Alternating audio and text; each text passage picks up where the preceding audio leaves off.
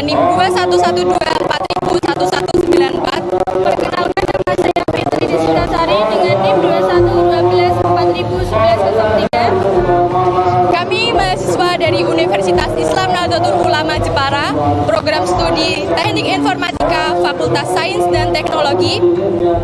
Di sini kami sedang berada di Desa Krian Karinyamat, tepatnya di Masjid Al Makmur, yang biasanya di sini setiap pertengahan bulan Syaban terdapat sebuah pesta baratan.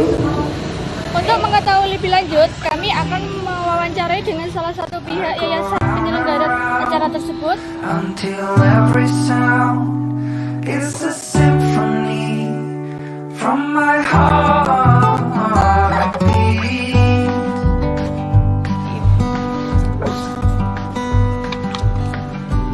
Ya, kami sekarang sudah bersama dengan salah satu pengurus Yayasan Penyelenggara Pesta Baratan. Baik. Mulai ya, Bu. Oke. Assalamualaikum warahmatullahi wabarakatuh. Waalaikumsalam. Bagaimana kabarnya, Bu? Ya, alhamdulillah baik ya. Ya. Ini ya, Bu. Sebelumnya kami dari mahasiswa Universitas Islam Nahdlatul Ulama ingin mengetahui informasi lebih lanjut dari Pesta Baratan. Kebetulan Ibu ini salah satu pengurusnya. Pertanyaan langsung kita mulai saja. Mungkin 30.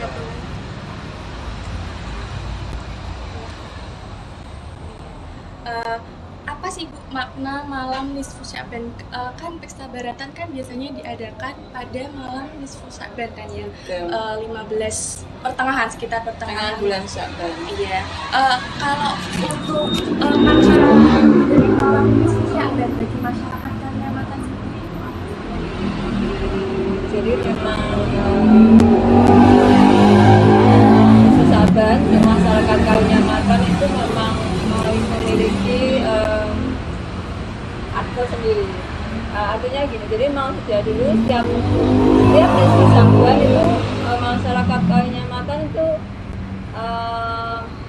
memiliki tradisi yang unik yang mungkin tidak dilakukan oleh masyarakat yang lain. Mungkin masyarakat Kalimantan dan sekitarnya ya melakukan itu ya. Jadi yang kemudian kita kenal dengan baratan itu, karena menurut keyakinan ya, kepercayaan masyarakat Kalimantan bahwa malam nisfu Sya'ban itu adalah malam ditutupnya amal manusia. Jadi mereka itu berusaha untuk lembaran berikutnya itu mendapatkan catatan-catatan yang baik gitu. Makanya mereka kemudian ada melakukan ritualisasi dengan melakukan sholat sunnah, kemudian baca yasin gitu kan. Sementara ya karena mungkin masyarakat Jawa lekat dengan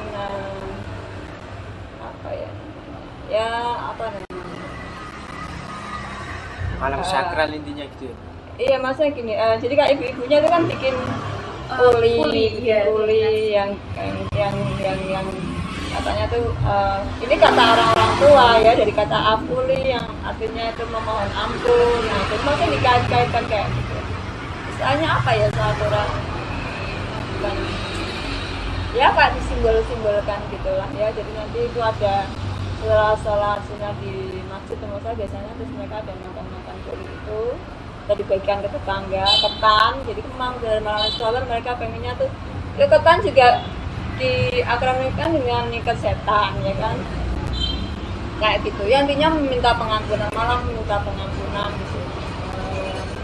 Terus rumah-rumah dikadang-kadangi kalau kadang-kadang dengan obor, dengan amplop, iya. Kalau kemudian ada dengan lampu yang kayak impes ya, kita dengan impes dari kertas, lampu-lampu dari kertas, semacam itu. Jadi tadi anak itu anak-anaknya ya, nanti yang anak-anak dari ya waktu itu ya kecil sampai mungkin SMP itu masih, kalau zaman saya kecil ya, sambil bawa lampu impes itu keliling kampung.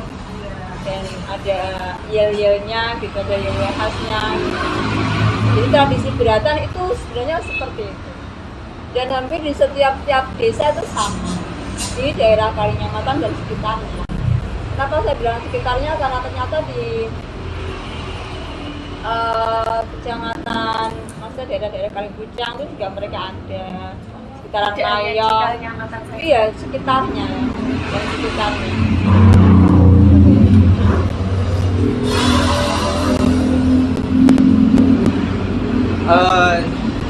Keberatan sendiri itu prosesnya bagaimana Bu?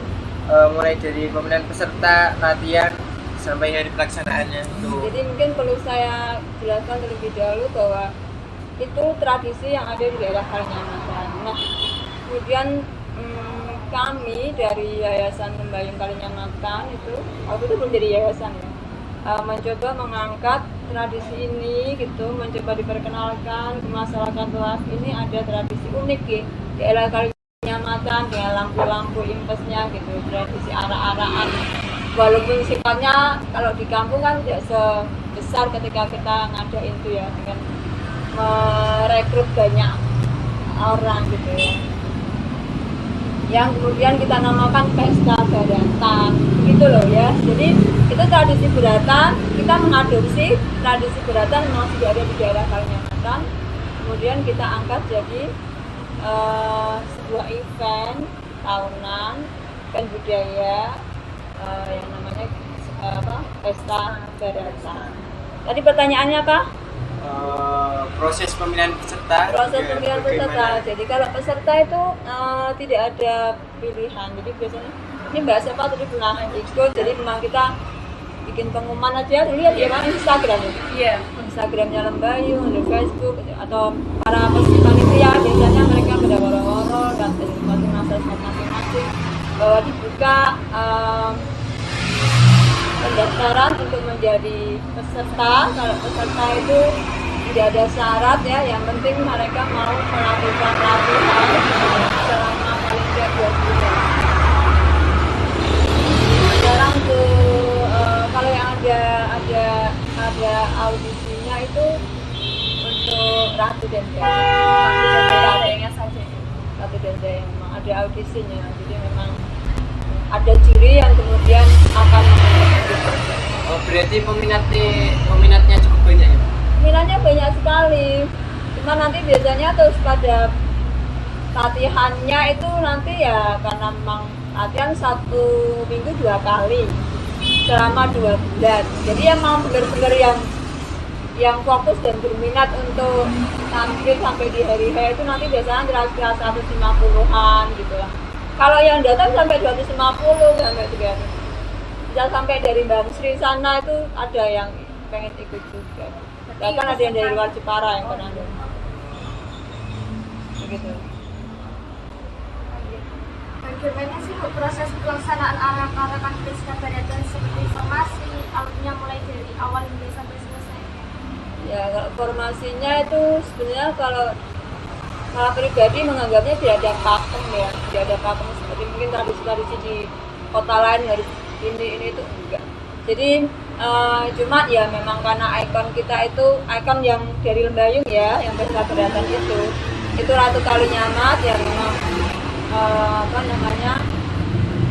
biasanya ditaruh di agak depan itu Ratu Kalinyamat. Sebelumnya kan ada mungkin biasanya sapu jagat, ada kali kutub gitu kan, udah ada Kalinyamat dan dayang-dayangnya, pasukan.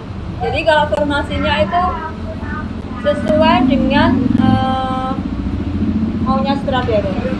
Sutradara itu kan tidak setiap tahun sama, Mbak. Jadi dia bisa, kita kadang misalnya ganti, ini kita mau temanya seperti ini gitu.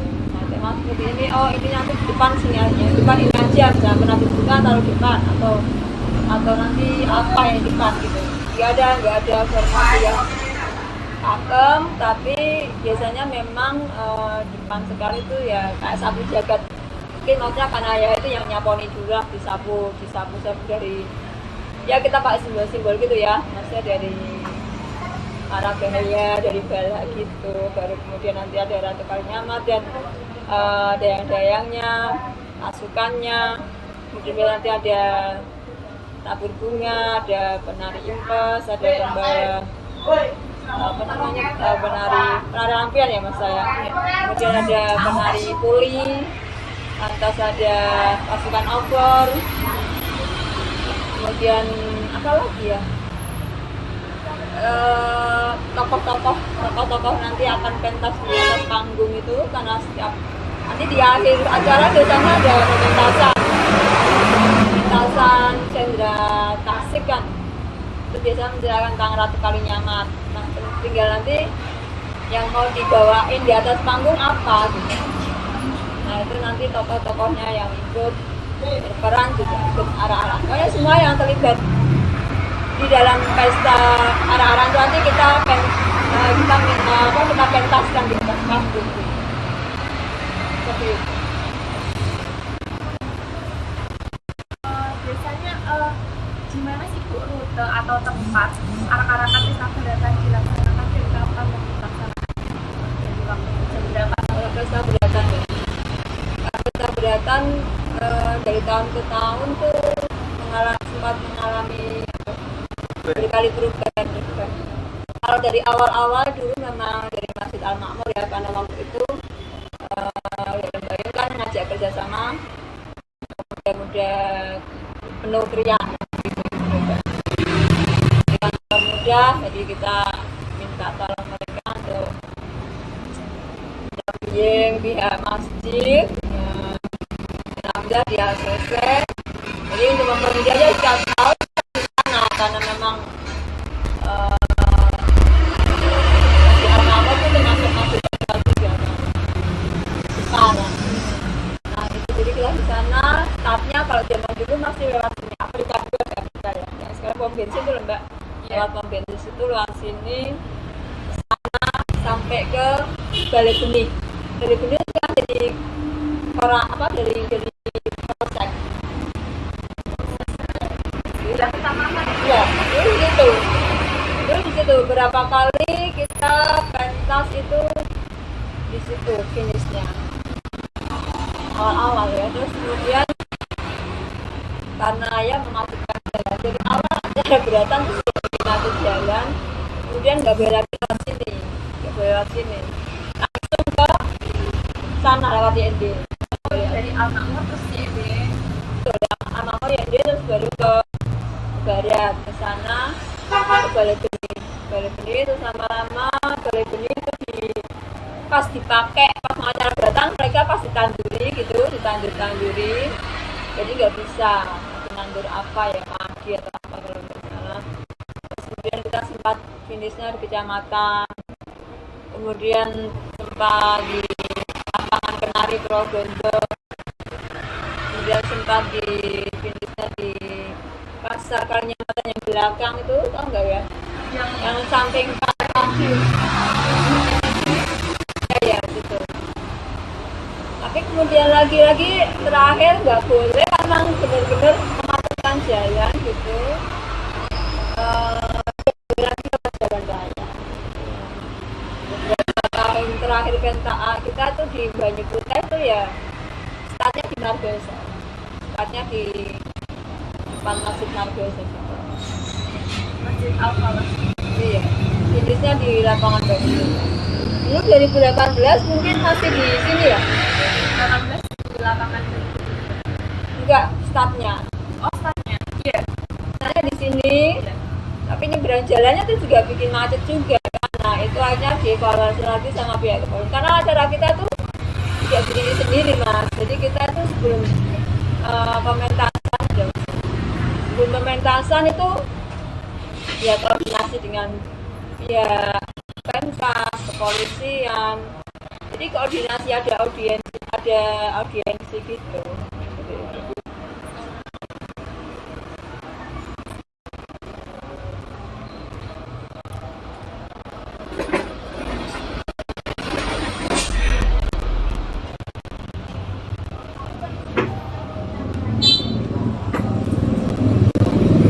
Pesta baratan itu bawa benda atau alat maupun apa benda atau alat yang dianggap sebagai suatu unsur yang sangat penting dalam acara tersebut. Nah kalau simbolnya yang penting dalam kan itu ya impas sama puli. Impas, puli dan obor itu yang biasanya nggak bisa kita tinggalkan karena memang kalau ditarik dari tradisinya itu kan memang begitu. Acara ara-araan sambil bawa impas, kemudian ada yang bikin puli, kemudian dimakan bersama-sama. Kalau obor tuh ya mungkin kalau zaman dulu belum ada listrik, memang di rumah-rumah tuh memang ada masang obor-obor gitu ya, macam itu sih.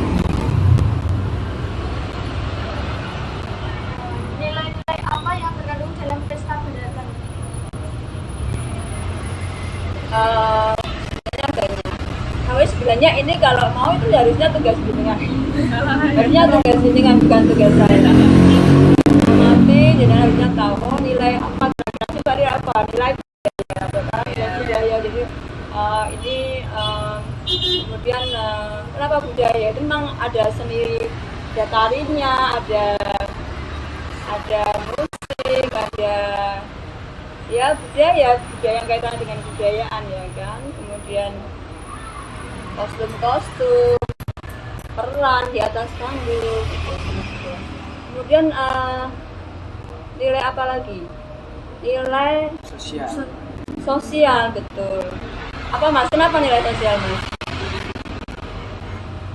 Ya, ini ada kaitannya dengan ya itu kan kita berkomunitas di dalam kegiatan ini. Mungkin bisa mengenal satu sama lain, masyarakat juga datang melihat ya kan. Kemudian ada nilai religinya juga karena memang ini kegiatan kebudayaan yang berbasis religi ya kan. Ada apa namanya salat di masjid itu. Kemudian nilai apa lagi? Mungkin nilai ekonomi bisa dengan masukkan karena dengan adanya bedaratan orang-orang juga mungkin bisa meremot, jualan impas, ada yang kemudian jualan makanan, jualan apa ya kan. Kalau kita kaji itu ya banyak sekali nilai yang ada dalam kegiatan.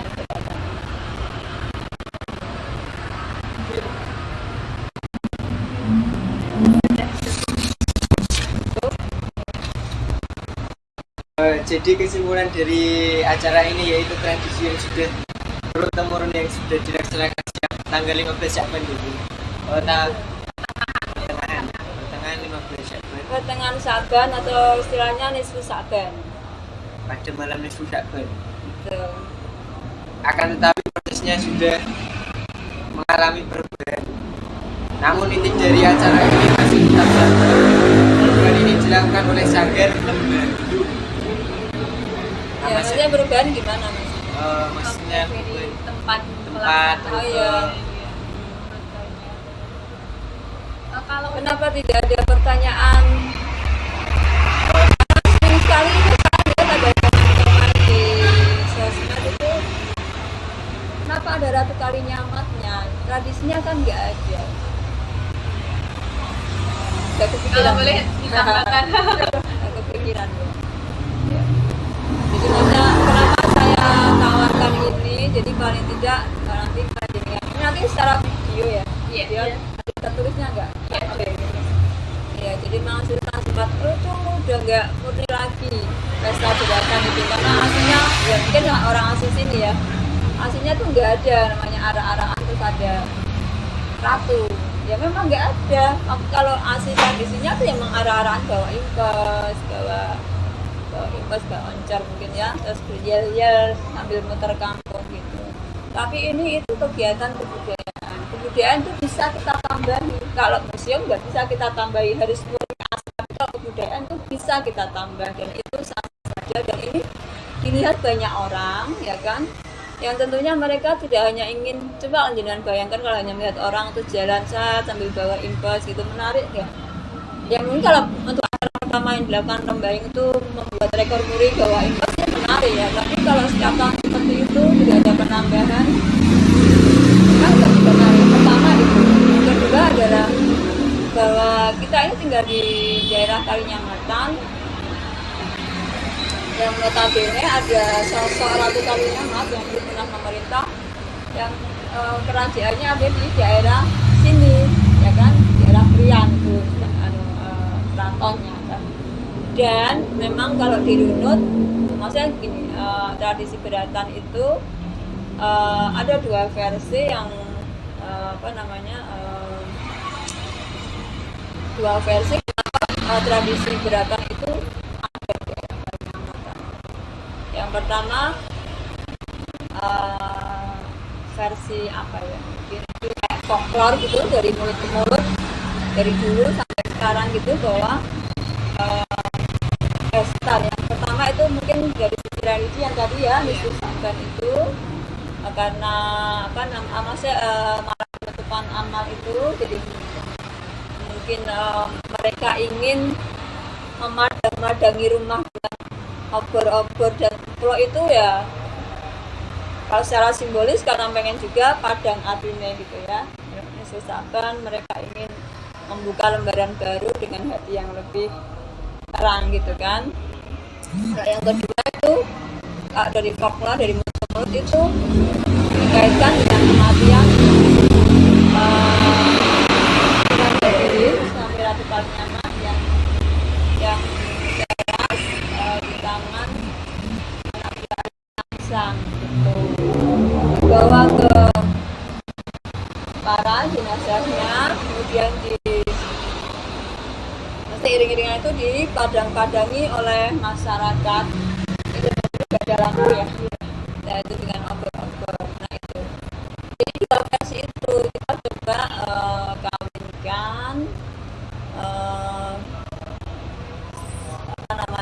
versi budaya maupun religi itu gitu. Jadi itu kenapa kita pakai Ratu Kalinyama sebagai ikon di acara pesta beratan yang digelar oleh Yayasan Lembaga gitu Mas.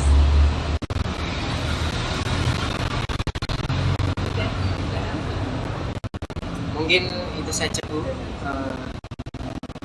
Kita ada Mas Sony mungkin mau jadikan narasumber juga.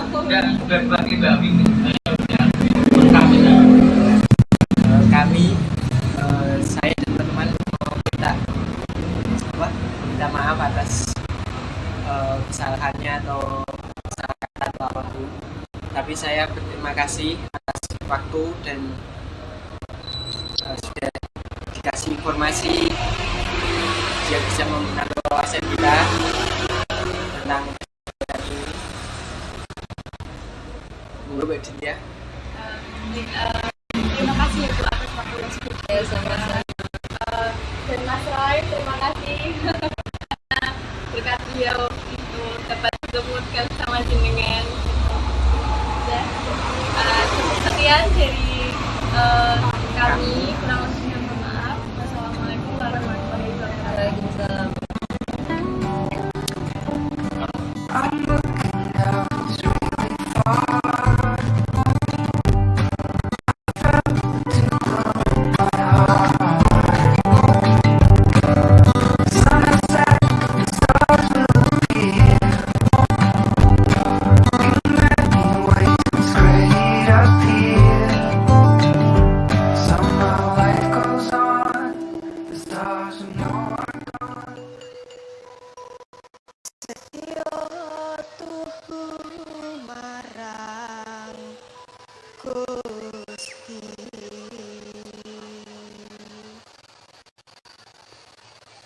Di telapak tanganku